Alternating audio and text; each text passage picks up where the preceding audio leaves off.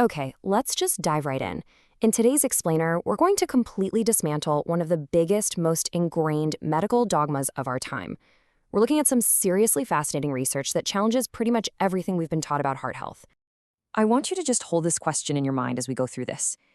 For decades, we've all been fed a really simple story, right? Saturated fat raises your cholesterol, and then that high cholesterol clogs your arteries, which leads to heart disease. It's a very neat linear narrative. But the source material we're digging into today suggests that this narrative isn't just a little bit off. It's actually fundamentally wrong. And here is a pretty startling reality check to kick things off. 50%. That's the percentage of people hospitalized with heart attacks who actually have perfectly normal cholesterol levels. Seriously, half of them.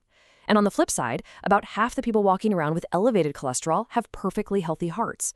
So if cholesterol is the ultimate villain we've always been told it is, this data just literally doesn't add up. Now, we're pulling all of our insights today directly from this groundbreaking book, The Great Cholesterol Myth. And what makes this particular source so compelling is the authors themselves. We've got Dr. Jonny Bowden, a brilliant nutritionist, and Dr. Sinatra, who is a board-certified cardiologist.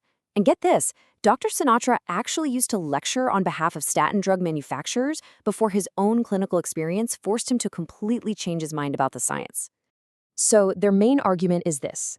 By hyper-focusing on cholesterol, we have completely ignored the actual villains that are destroying our arterial health. We're talking about inflammation, oxidation, sugar, and stress. The authors argue that cholesterol is basically just an innocent bystander that happens to get caught at the scene of the crime. Section 1. How the myth began. So how did an entire nation learn to be terrified of butter and eggs? Well, it all tracks back to a single really flawed hypothesis from the 1950s that rapidly blew up into official government dogma. It started back in 1953 when biologist Ansel Keys proposed the diet heart hypothesis. Despite a lot of initial pushback, by 1961, the American Heart Association actually adopted his guidelines. Then, flash forward to 1977, and a political committee led by Senator George McGovern, which was not a scientific body, by the way, ended up drafting the official low-fat goals for the entire United States. And the entire foundation of this dogma is based on the famous 7 countries study. But our source points out that the lead researcher, Ansel Keys, literally cherry-picked the data to make his anti-fat theory look like absolute, undeniable scientific fact. He actually had data for 22 countries, but he only selected the 7 that perfectly fit his hypothesis. He totally ignored countries like West Germany, where people ate huge amounts of fat but had remarkably low rates of heart disease. And even worse, he completely ignored data showing a massive correlation between heart disease and sugar intake. Now, this wasn't exactly a well-kept secret in the medical community at the time. Even researchers involved in the world-famous Framingham Heart Study, like Dr. George Mann, realized early on that demonizing cholesterol was just a monumental mistake. He actually called it the greatest scam ever perpetrated on the American public. But, the momentum of the low-fat movement had already completely taken over. Section 2. When science defies dogma. Okay, let's take a look at the famous Lion Diet Heart Study. Researchers took high-risk patients, people who had already survived a heart attack, and they counseled them to adopt a Mediterranean diet. Lots of fresh fruits, veggies, and healthy fats like olive oil. And the results? Absolutely staggering. The intervention group saw a massive, life-saving 76% reduction in cardiovascular deaths. The results were actually so good, they stopped the study early because they decided it was unethical to withhold this diet from the control group. But here is the most shocking takeaway from this entire study. This incredible life-saving drop in mortality happens without lowering their cholesterol levels by even a single point. Nope, their total cholesterol and their quote-unquote bad LDL cholesterol stayed exactly the same. They managed to drastically improve their heart health without changing their cholesterol numbers at all. Crazy, right? And if we look at the other side of the coin, there's the famous ENHANCE trial for a combination cholesterol-lowering drug called Vytorin. Now, the drug was incredibly effective at its primary job. It successfully plummeted patients' cholesterol levels. But, horrifyingly, the patients on the drug actually worsened their condition. They experienced almost double the plaque growth in their arterial walls compared to the group on a standard drug. So clearly, just lowering the number on a lab test did not equal a healthier heart. Section 3. Old school versus new school. Before we just blindly label it a villain, we really need to respect what cholesterol actually is. It's an absolutely essential, life-giving molecule. Did you know it makes up 20% of your nervous system's myelin sheath? Your body relies on it to create vitamin D, and it's the literal building block for sex hormones like estrogen and testosterone. Without cholesterol, your brain function, your memory, and your hormonal balance would just completely collapse.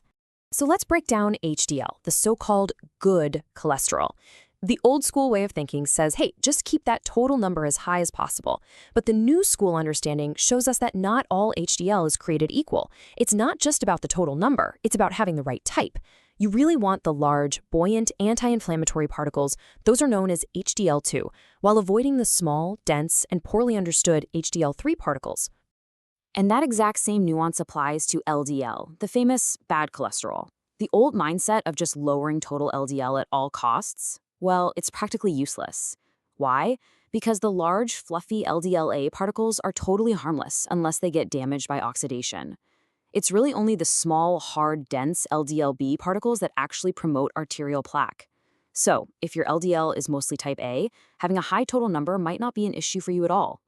Now, if you were going to test your blood, the authors argue that the single most crucial particle to look out for is something called LPA. Dr. Sinatra actually calls this the alpha wolf of cholesterol. It's a highly inflammatory, blood-clotting particle. It basically acts like a repairman, rushing to fix damaged blood vessels.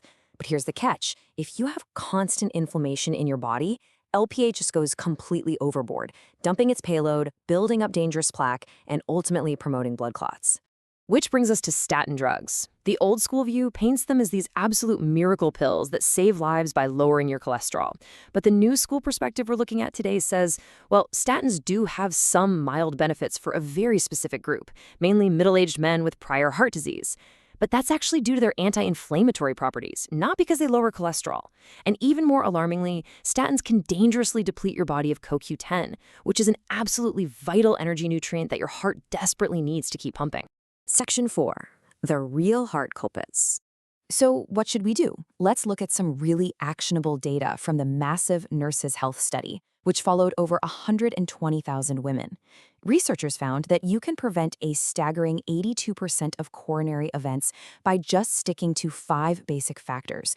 Don't smoke, drink alcohol moderately, exercise for just 30 minutes a day, maintain a healthy weight, and eat a low-sugar, high-fiber diet. Notice what's missing there. There is absolutely zero mention of lowering your cholesterol.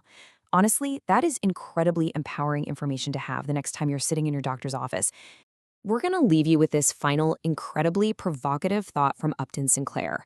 When you stop and realize that statin drugs represent a $30 billion a year industry, the immense pushback against updating our medical understanding starts to make a whole lot more sense, doesn't it? We really hope this explainer has sparked your curiosity to look past the outdated dogma and empowered you to take true evidence-based control over your cardiovascular health. But it definitely begs the ultimate question. If the medical establishment got it this wrong about cholesterol, what other dietary dogmas are we blindly following today?